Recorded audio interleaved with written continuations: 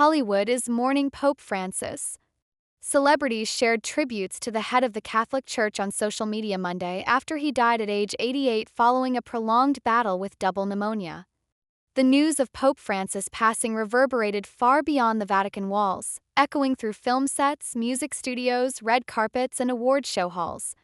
From Los Angeles to New York and all across Europe and Latin America, tributes flowed like a tide of collective grief from a world that had come to respect, admire, and in some cases, deeply love the man who led the Roman Catholic Church through one of its most transformative eras. Whoopi Goldberg, who met Pope Francis in 2023 and 2024, shared a heartfelt photo of the pair in her Instagram tribute. Her caption reflected the profound impact the pontiff had on her. "He was the closest in a long time that seemed to remember that Christ's love enveloped believer and non-believer," the EGOT winner wrote. "He felt more like Pope John the 23rd who made belief real. Sail on, Pope Francis, with your love of humanity and laughter." Her words spoke to the rare mix of humor, humility, and holiness that characterized Pope Francis.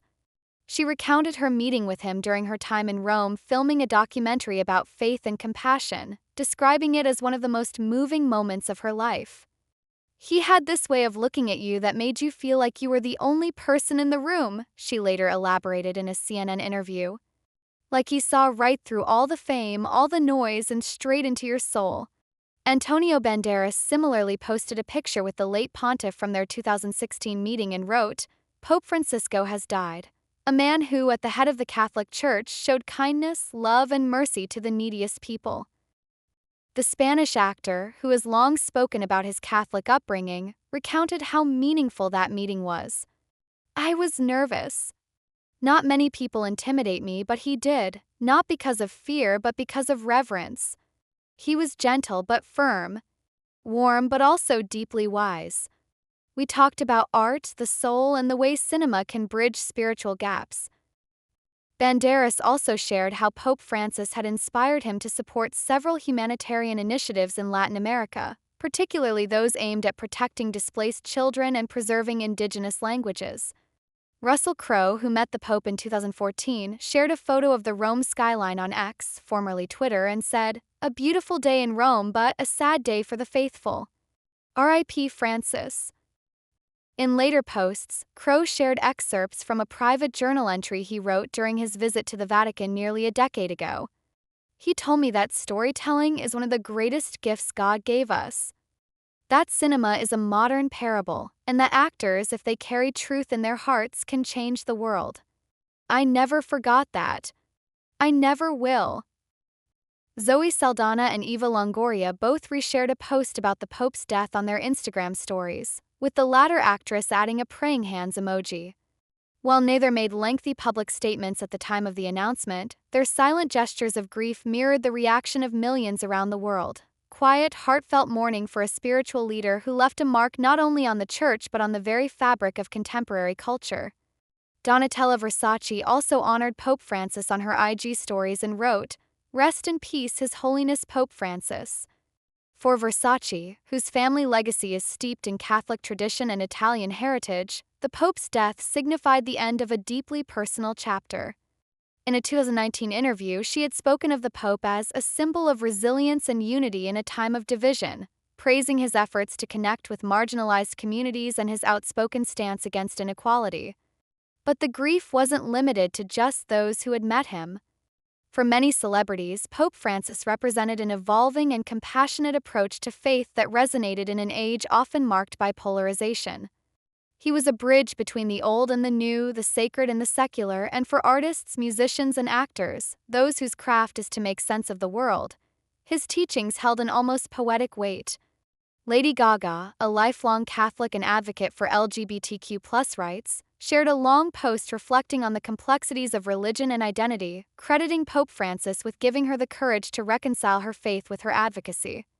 "He opened a door that had been closed for so long," she wrote.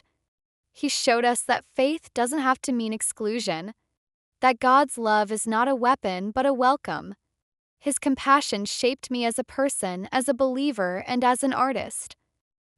Mark Ruffalo posted a candid black and white photo of Pope Francis smiling at a group of children in Africa, adding, "This man lived for others."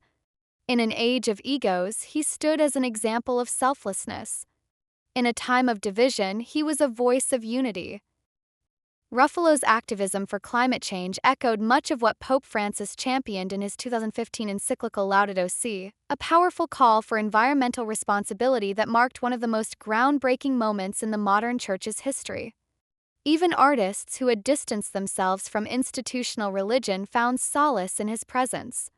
Madonna, who has often had a complicated relationship with the Catholic Church, posted a single photo of a candle burning beside a rosary, without a caption.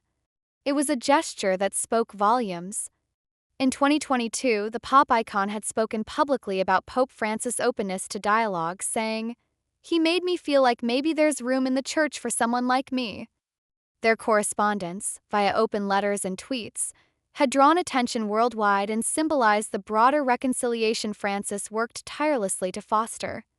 Leonardo DiCaprio, known for his environmental advocacy, reposted the Pope's quotes about climate justice and protection of nature, adding, "His leadership on this issue changed lives, changed policy, and perhaps changed the future."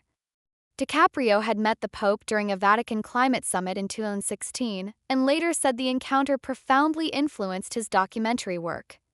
As the hours turned into days and the news cycle moved forward, tributes continued to pour in from corners both expected and surprising. Rappers, authors, athletes, and influencers shared reflections and memories, some brief, others deeply personal. Kendrick Lamar wrote a few poetic lines on his Instagram story, quoting both scripture and the Pope's own words about mercy. Serena Williams, who had never met him but had admired him from afar, tweeted, "He was a light, the kind of light that makes you pause, reflect, that." The late-night circuit paused for moments of silence. Jimmy Fallon recalled meeting Pope Francis briefly during a charity event in New York and said, "He laughed at one of my jokes. I'll never forget that." Stephen Colbert, a devout Catholic himself, delivered an emotional monologue, tearfully recounting how the Pope's emphasis on humility had reminded him to live with grace.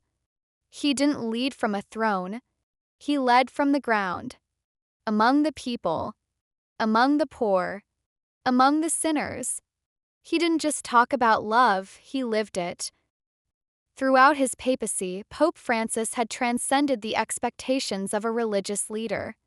He became a global moral figure, someone whose reach extended into unexpected territories: fashion, technology, social justice, climate activism, refugee advocacy.